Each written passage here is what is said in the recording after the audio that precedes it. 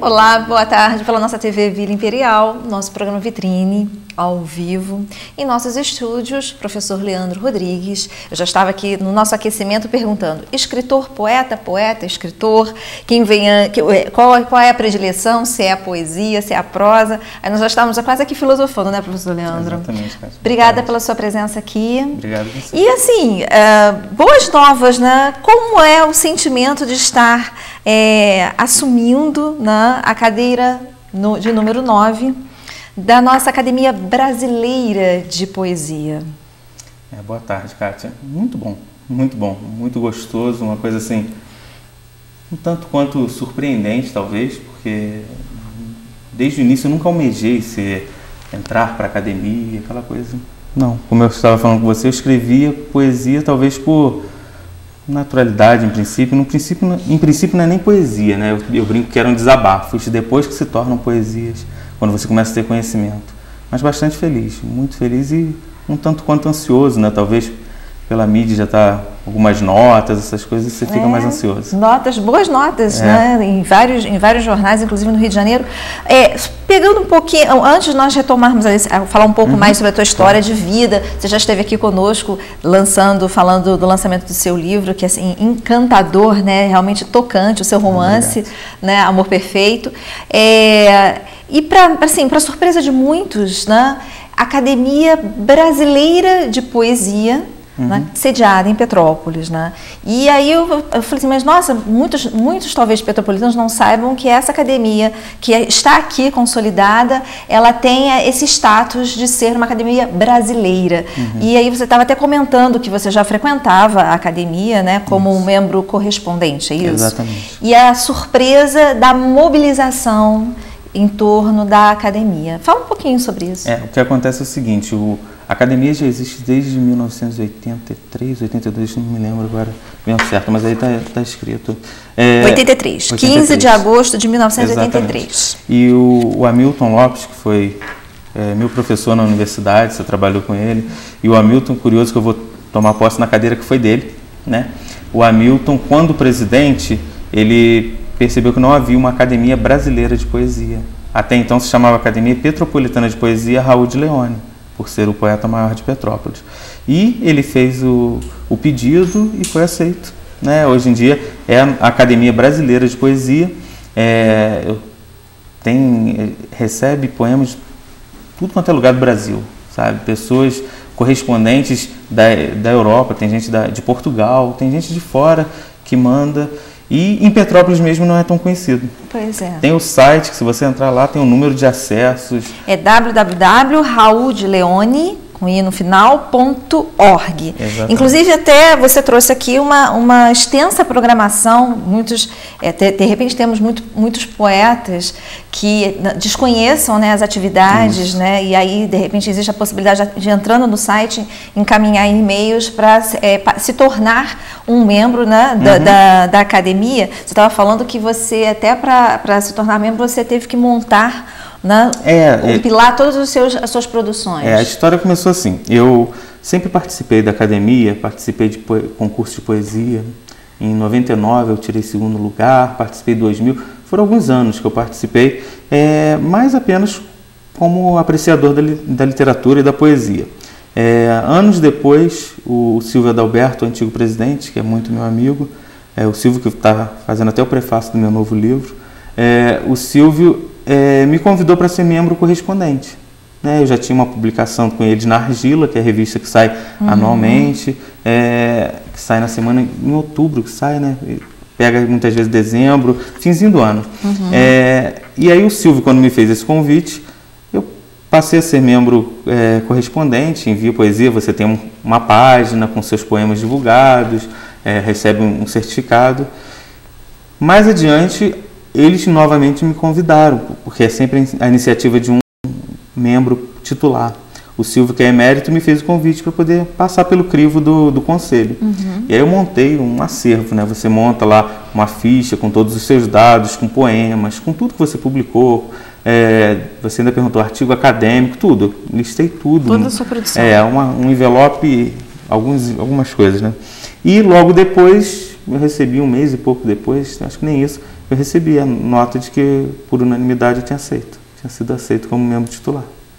E é importante também nós passarmos, eu estava até discutindo isso, conversando isso com você, pedindo informações, né, que eu desconhecia, e você chamou a atenção e realmente, poxa, mas existe uma academia brasileira de letras e existe uma academia brasileira de poesia, né?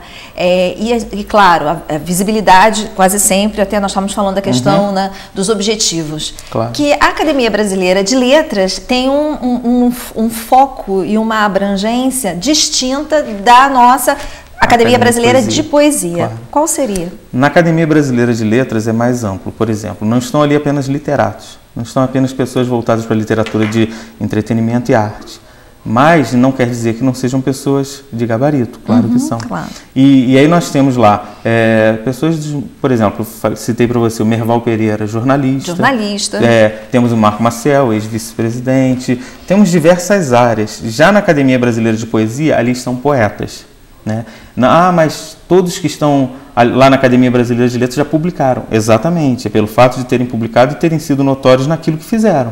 Né? Administração, medicina, economia, seja o que for. Na Academia Brasileira de Poesia, não. São poetas. Poesia. Você tem lá a poesia, essencialmente. Claro que não há majoritariamente poesia. Por exemplo, eu lancei um romance, meu próximo livro agora tem contos, crônicas, mas a poesia é o foco principal, é a divulgação da poesia. Quer dizer, na verdade, propagar, né, a poesia como um bem cultural. Como bem cultural. Isso. E nós estávamos falando, surgiu aqui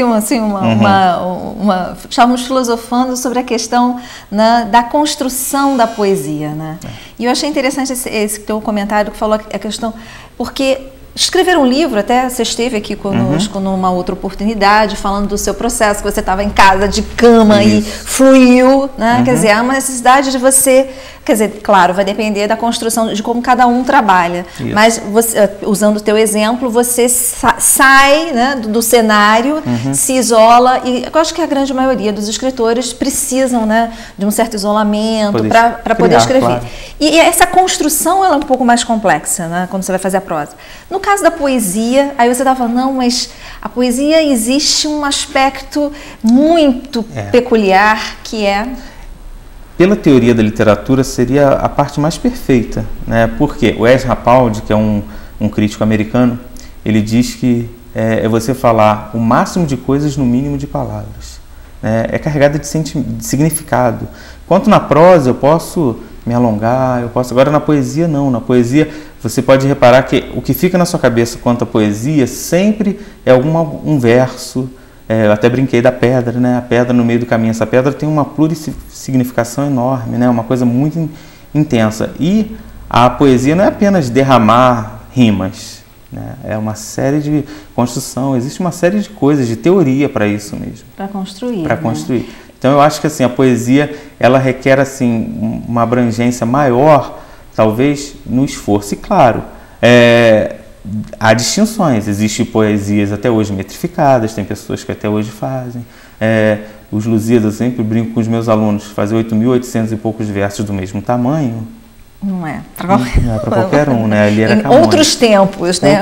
Mas ainda hoje tem poetas que se preocupam em fazer a métrica, aquela coisa toda. E outros que não, né? Em virtude do modernismo, já iniciado com o romantismo, pelos versos brancos, tem não é mais essa obrigatoriedade, mas não quer dizer que não tenha valor.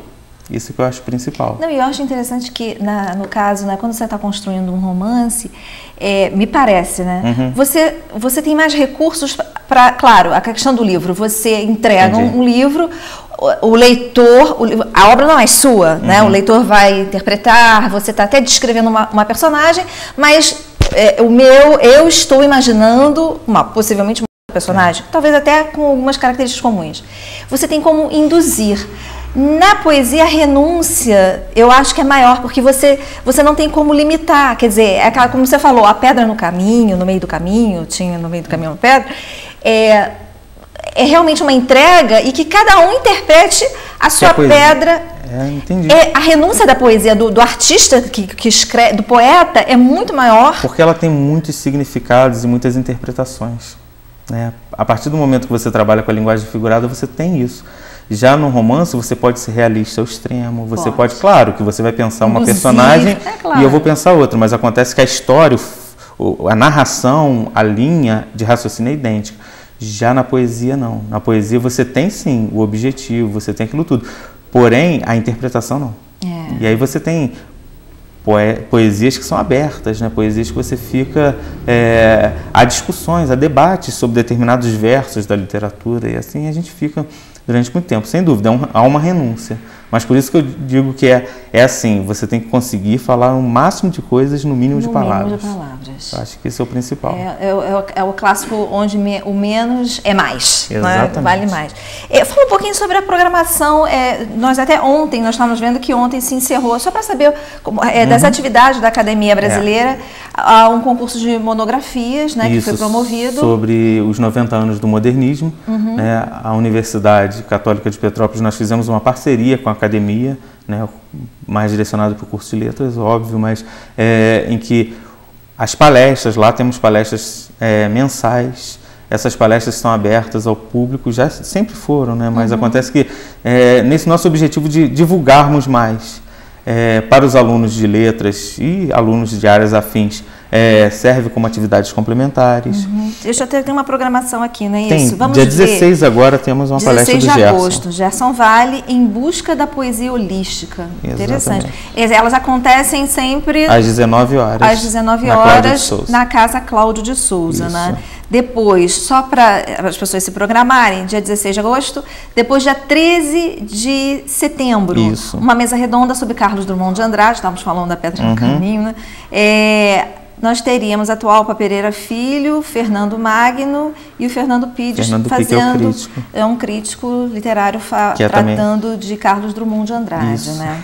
E aí a programação todo mês no site, uma programação aberta, não necessariamente você não precisa ser membro da Academia Brasileira, né, de poesia. É tão bonito, né? Agora eu falo, da Academia Brasileira de Poesia, sediada em Petrópolis, né? Para participar. As pessoas também interessadas em se candidatar a se tornar membros ou apenas correspondentes, também através do site. Vou falar mais uma vez, www.rauldeleone.org. Mas voltando um pouquinho, Leandro, você está com um livro, eu até brinquei, já está no pré-aula, está em revisão. Vamos falar um pouquinho sobre ele. Depois de Amor Perfeito, fluiu mais um romance. O que aconteceu foi o seguinte, o Amor Perfeito foi um romance. E eu estou construindo um outro romance, mas a construção desse outro romance, assim, por tempo e tudo mais, vai me tomar mais tempo ainda. E eu fiz uma compilação de 2 livros que eu tinha guardados, né? Que era o Prosa Despreocupada e o Apaixonado. Apaixonado são poemas sobre futebol, né? São poemas e textos sobre o futebol. E a prosa despreocupada, como o próprio nome diz, não há um gênero propriamente. Nós temos no prosa despreocupada contos, crônicas, ensaios, diversas coisas. E eu juntei isso e fiz novamente pela KBR, a mesma editora que eu lancei o Amor Perfeito, eu fiz o sincretismo literário, que seria essa mistura de textos literários. O lançamento vai ser 31 de outubro na UCP novamente. Dia 31 de outubro, já como membro. E aí lá nós temos poesias, vai ser uma compilação, crônica, contos, poesias, ensaios, tem reflexões, coisas assim. Espero que seja bem aceito, assim como o Amor Perfeito foi. Né? Não, o Amor Perfeito foi assim de um encanto. Aproveitando, né, você como coordenador do curso de letras, quantos anos do curso de letras da Universidade Católica? O curso de letras é um dos mais tradicionais. Desde 55, se eu não me engano, Kátia. A Universidade está com 58 anos, acho que um dos primeiros, foram 2 anos depois.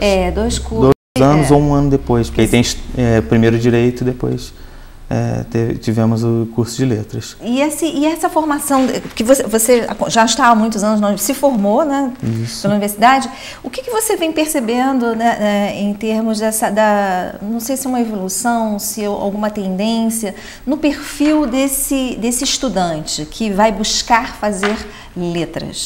Quer dizer, em tempos em que nós estamos vivendo, tempos de posts, tempos de mensagens fragmentadas, na maior parte das vezes, um certo descuido, descaso com a questão, né, da escrita e da leitura. Como é que você vê, né, essa formação ou o perfil desses jovens que estão buscando letras?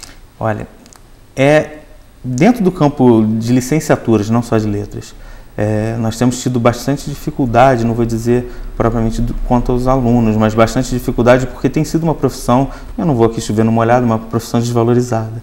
E isso até o governo tem incentivado. Se você fizer licenciatura, você consegue depois ter descontos nisso, naquilo outro. E aquele aluno que procura letras é um aluno que geralmente, por algum motivo, foi tocado lá atrás, por algum professor, por algum texto. O meu caso, eu até conto, a Luciana, quando me perguntou, eu me tornei, hoje em dia eu posso dizer poeta, escritor, por causa do Vinícius de Moraes, né, que é minha grande paixão. Você fez uma homenagem, inclusive, a Vinícius. Fiz. Meu filho se chama Seu Vinícius. Filho, um deles se chama Vinícius. Um deles se chama Vinícius e assim, eu tive uma professora que falava que eu era viniciólogo, né? Sou apaixonado por ele mesmo. Quem não E o aluno que procura letras tem ainda essa visão de ser apenas aquele que foi tocado. E não percebe que o campo de letras é um campo muito mais amplo. Pensa-se que, eu vou fazer licenciatura, só vou dar aula. Não. A Drica, que trabalha com vocês, a Drica não dá aula, né? E a Drica, e outros, temos tantos outros, que trabalham como revisão, trabalham como escritor. Tem uma amiga minha que trabalha... O mercado editorial é extremamente aberto. Eu tenho alunos que trabalham hoje em dia em editoras, só em editoras, não dão aula, que optaram por não dar aula. Por isso que nós até abrimos na universidade o curso de bacharelado, para tentar captar, porque às vezes o aluno fica preocupado com as matérias pedagógicas e ele não teria essas matérias. E esse perfil desse aluno, hoje em dia começa a mudar, começa a deixar de ser esse apenas o apaixonado, aquele que foi só tocado. Não, claro que ainda tem que ser um apaixonado, porque sem paixão você não faz nada, mas ele começa a perceber que é muito mais amplo. Tanto por questões de concurso. Todos os concursos exigem a área de língua portuguesa. Nós temos um aluno no curso de letras que ele fala que quer fazer letras e continuar fazendo por causa dos concursos, porque ele se dá muito bem nos concursos. Todos os concursos que ele faz, ele passa muito bem, por causa da formação. É uma formação muito ampla. E você tem uma formação não apenas da parte gramatical, da parte de língua portuguesa. Você tem a formação artística, crítica, enfim.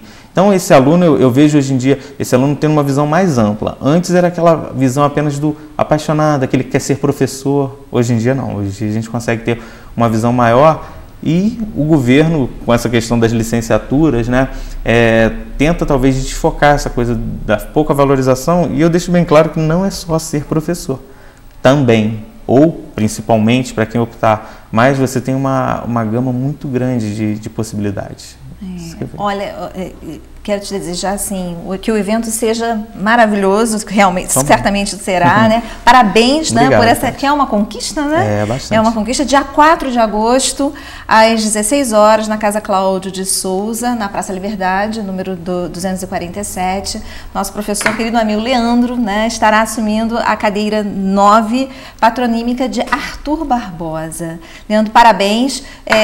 Eu queria te pedir para você retornar, para nós falarmos sobre reforma ortográfica. Sim, com o maior prazer. Eu acho que é um assunto muito importante e acho que exige reflexões. Não só absorvermos essa reforma, que muitos, né, algumas pessoas a engoliram, né? Mas discutirmos, porque ela vai começar a entrar de fato obrigatoriamente, né? E aí, acho que a reflexão, a despeito dela já estar aí formalizada, ela é importante que se faça, né? Com o maior prazer. Leandro, parabéns. Obrigado, cara. Obrigada pela sua presença. Nós vamos para um pequeno intervalo de